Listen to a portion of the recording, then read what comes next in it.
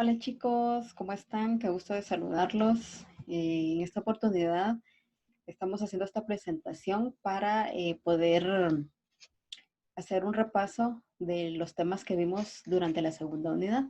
A continuación les voy a presentar los temas que vimos en la presente unidad. Ustedes pueden visualizar, dice acá, agenda, repaso de temas vistos durante la segunda unidad. Y fueron los siguientes: literatura del barroco, pensamiento de los siglos XVIII y XIX, oraciones subordinadas y yuxtapuestas, signo lingüístico, signos auxiliares de puntuación, tilde y acentuación, y el debate. Estos fueron los temas que vimos y voy a tratar de explicarles lo mejor posible cada uno de ellos para resolver algunas dudas que se puedan o se pudieron haber presentado.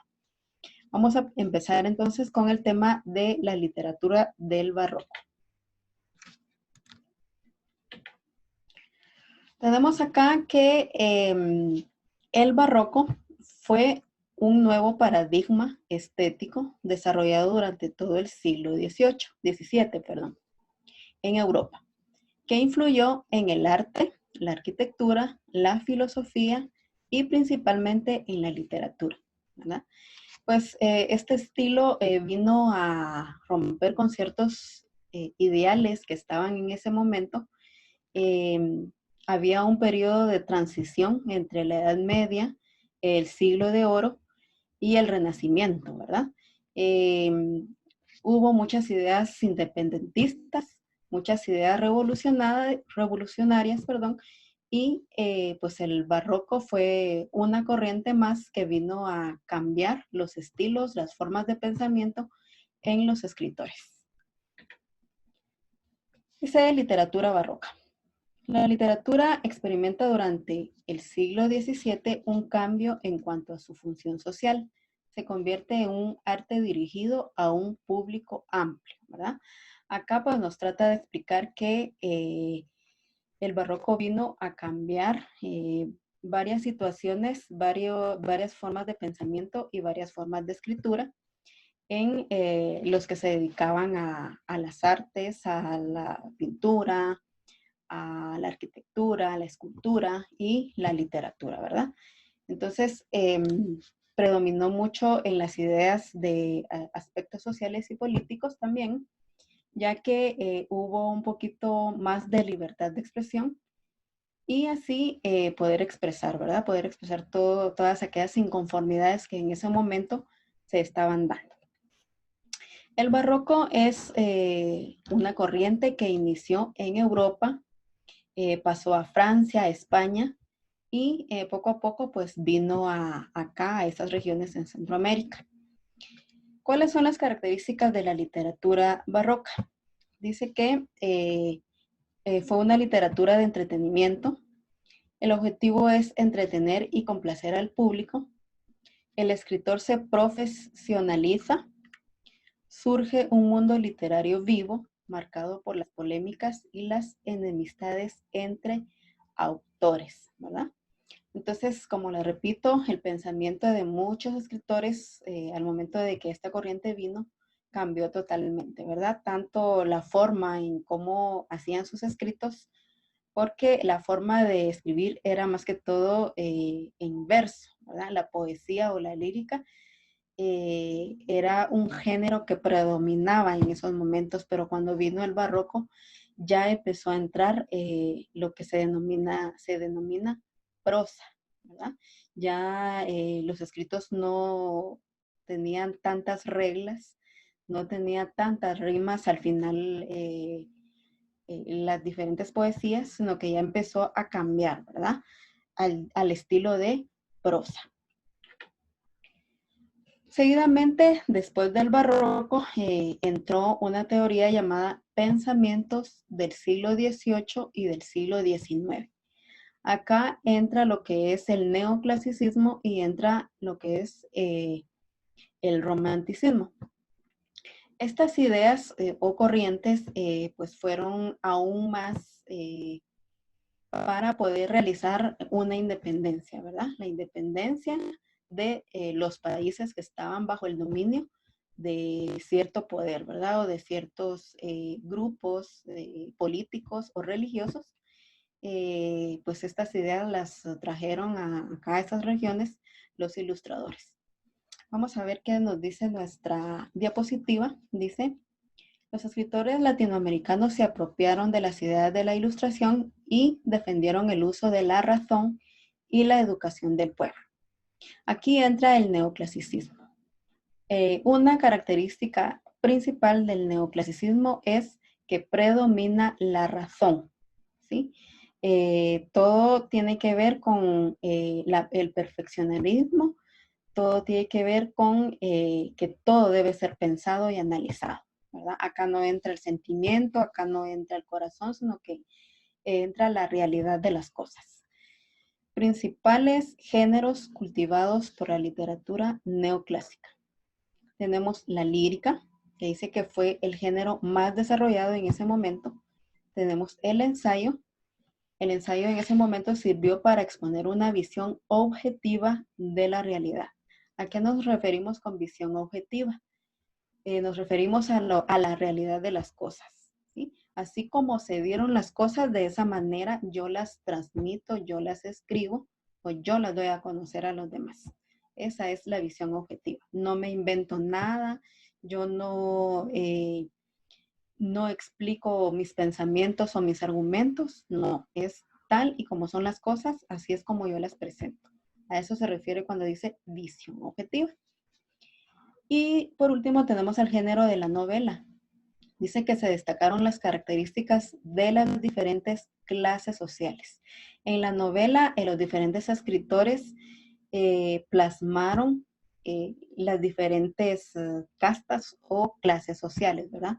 Que en ese momento, pues, sí se evidenciaban. Se evidenciaban ahí sí que a enormes rasgos, ¿verdad?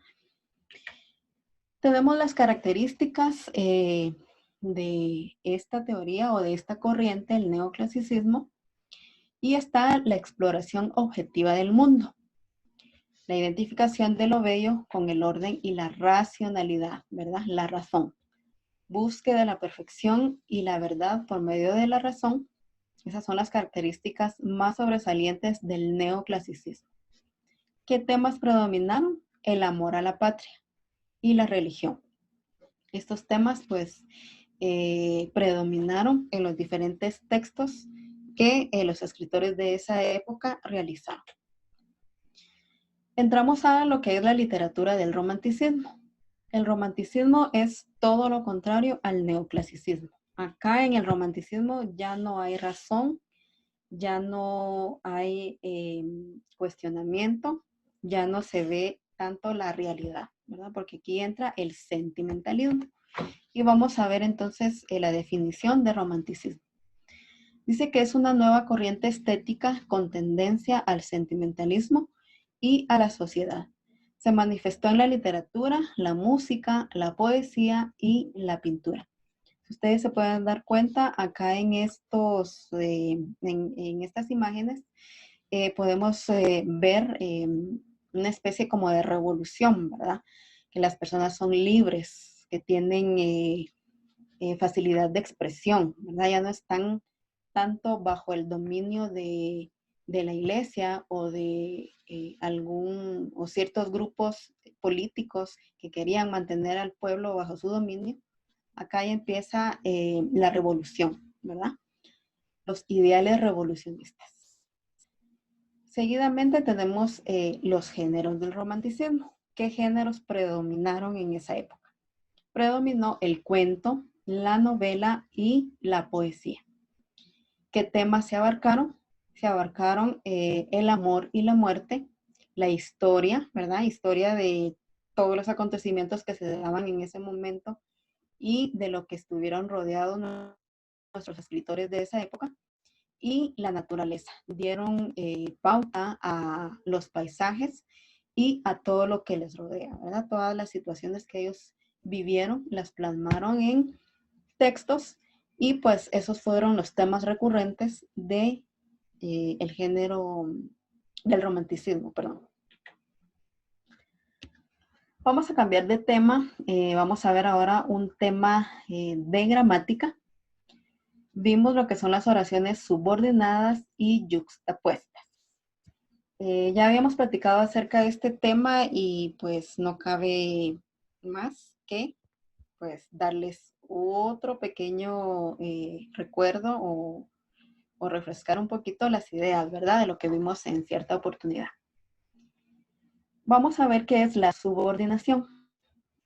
Dice que es una relación de dependencia de un elemento de la lengua. Otro elemento que es independiente. Acá la subordinación cumple un papel muy importante a la hora de redactar una oración o un escrito. Acá se necesitan dos ideas que tengan relación ambas, pero para que esas dos ideas o esas dos oraciones tengan relación, necesitamos utilizar los nexos, los diferentes nexos, ¿verdad? Estas oraciones se les llaman proposiciones. Y cuando esas proposiciones las unimos con un nexo, ya formamos lo que es la oración subordinada. ¿Cuáles son esos diferentes nexos que nosotros podemos utilizar? Podemos utilizar pero, cuando, dónde, cómo, según, luego, tanto que, para qué, ¿sí? Y pues ustedes ya en determinado momento vieron la lista de estos elementos o de estos nexos que nos sirven para poder unir las proposiciones. Dentro de los nexos están las conjunciones y están las locuciones. Y pues hay un listado de cada una de ellas. Cada una tiene una función y pues nos sirve para que nuestro texto sea más coherente y sea de una forma más explicativa. Esta es la función que tiene la oración subordinada. Los ejemplos que les menciono acá en la diapositiva dice, fui al mercado, pero no encontré lo que buscaba. Aquí tengo mi primera proposición, fui al mercado. Y mi segunda proposición, no encontré lo que buscaba. ¿Tienen relación? Sí, ¿verdad? Tienen relación, pero las dos proposiciones están unidas por el nexo pero, ¿verdad? Y entonces acá ya formamos la oración subordinada. La siguiente dice, no amanecerá más temprano, aunque madrugues. Acá tenemos entonces esta palabra que nos está sirviendo como nexo para unir nuestras dos ideas. Seguidamente tenemos la yuxtaposición. ¿Qué es la yuxtaposición?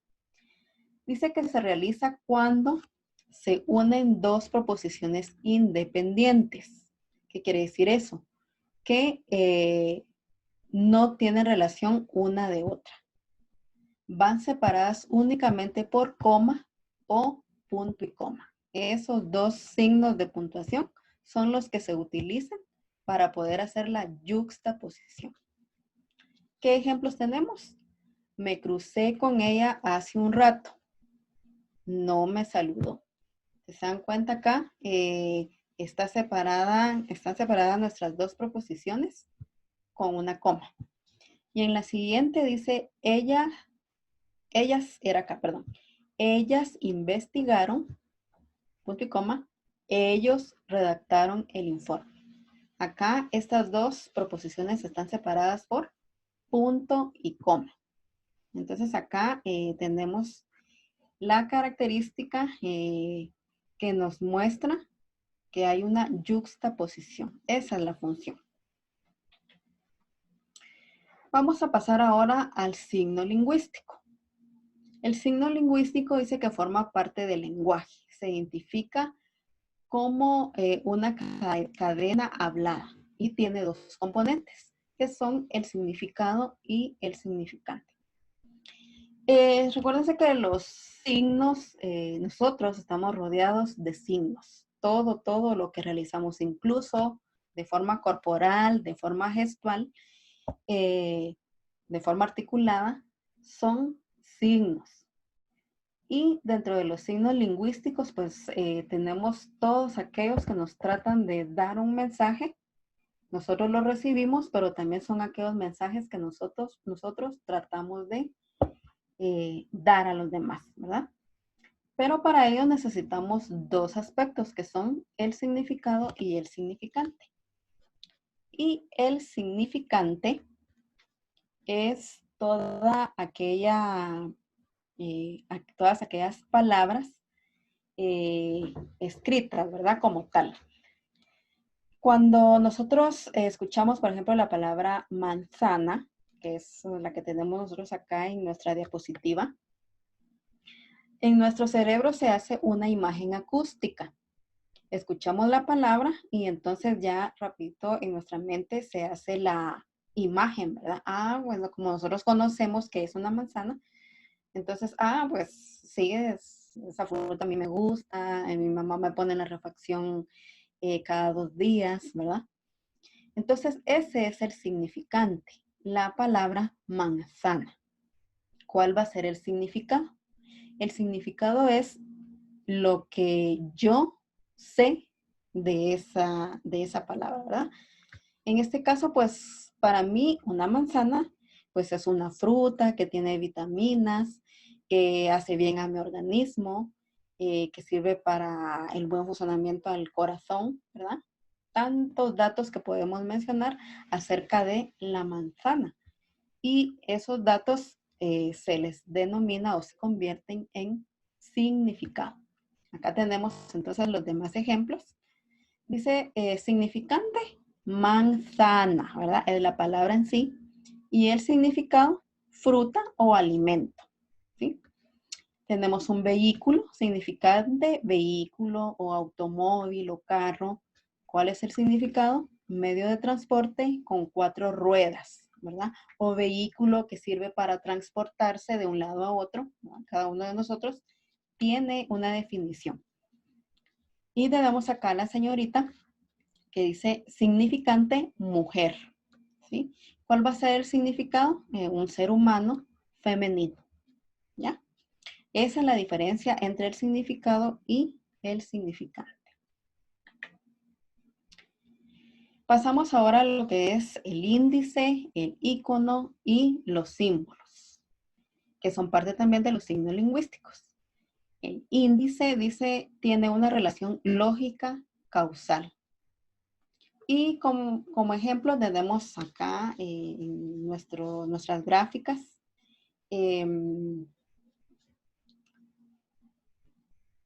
este reloj que ustedes ven acá nos da un indicio, ¿verdad? ¿Qué indicio nos da? La hora, ¿verdad? Entonces nosotros sabemos que esa herramienta que tenemos ahí o que cargamos acá en nuestro brazo, nosotros estamos pendientes del tiempo, ¿verdad? Y por ser el tiempo, esa herramienta nos sirve para poder saber la hora en la que estamos. Entonces, nos da un indicio, es el índice, ¿verdad? Del tiempo que nosotros necesitamos saber. Otro ejemplo de índice es, por ejemplo, cuando nosotros vamos a las playas y miramos que hay huellitas, ya sea de personas o ya sea de animalitos. Nosotros observamos las huellas y decimos, aquí acaba de pasar alguien. Es un índice. Cuando nosotros vemos las nubes en el cielo de negras, ¿verdad? Nosotros ya sabemos, va a llover, ¿verdad? Va a haber una tormenta. Es un índice, ¿sí? Luego tenemos los iconos. Dice, se parece a lo que representa. Los iconos son todos aquellos elementos gráficos, de forma gráfica, que nos tratan de dar un mensaje de algo que nosotros necesitamos.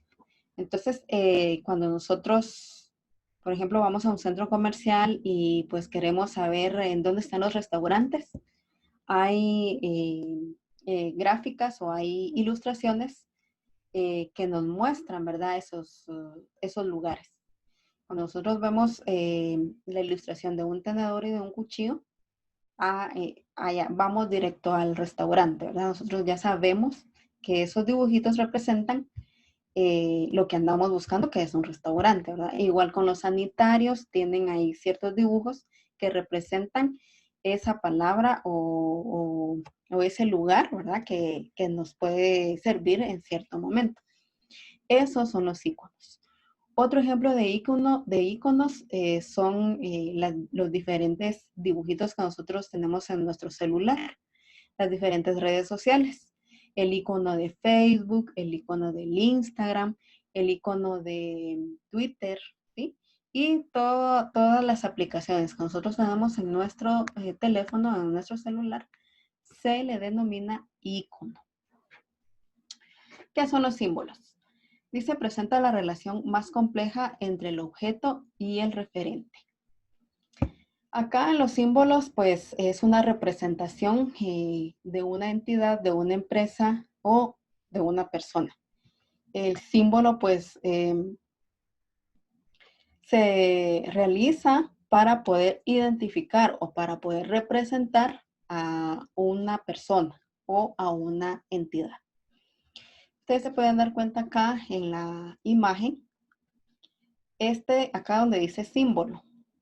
Estas rueditas de colores que nosotros vemos acá, las hemos visto en la televisión, las hemos visto tal vez en alguna valla publicitaria y pues ya sabemos, ha predominado por años y este símbolo sabemos que es de las Olimpiadas, ¿verdad? Entonces es el símbolo de las Olimpiadas. Acá este otro símbolo son unas flechas que van una con otra. Sabemos que es el símbolo del reciclaje, ¿verdad? Entonces, el símbolo caracteriza a esta situación, ¿verdad? El reciclaje. Tenemos acá esta balanza, ¿sí? Que lo podemos utilizar tanto como icono como símbolo, ¿verdad? Pero mayormente nosotros lo conocemos como símbolo y es el símbolo de la justicia, ¿sí? Tenemos acá un ejemplo de icono también que es un mundo, ¿verdad? Un mapamundi, ¿sí? Que pues es una herramienta que nos sirve para el estudio, ¿verdad? Y pues del reloj que ya les había mencionado.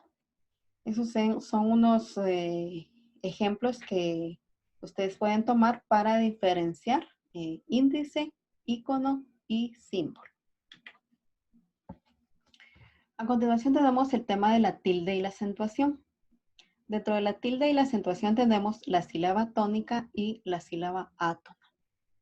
La sílaba tónica es la sílaba en donde recae la mayor fuerza de voz, en donde hacemos la mayor acentuación.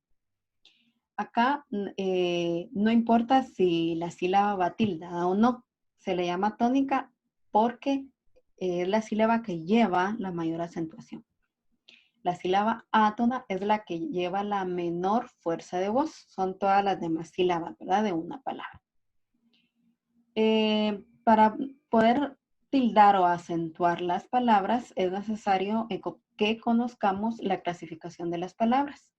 Y dentro de ellas están las palabras agudas, las palabras graves, las palabras esdrújulas y las palabras sobreesdrújulas.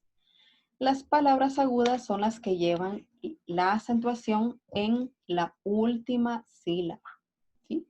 Y los ejemplos que tenemos acá son comió, caí, reconoció, soñó, etc. ¿Sí? Tenemos las palabras graves, que estas son las que llevan la acentuación en la penúltima sílaba. Y como ejemplo tenemos cáncer, cráter, ámbar, comedia.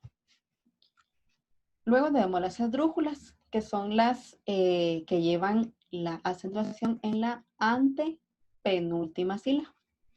Y como ejemplo está económico, miércoles, práctico.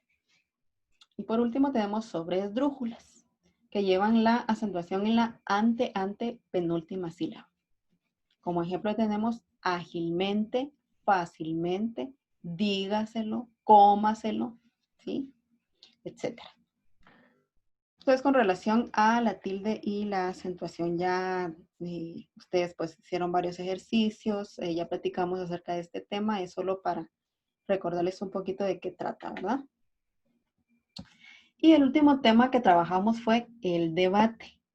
El debate es una técnica de discusión grupal en la que los participantes argumentan sus ideas sobre el tema a debatir, ¿verdad? Consta de 3 partes que son introducción, discusión y conclusión.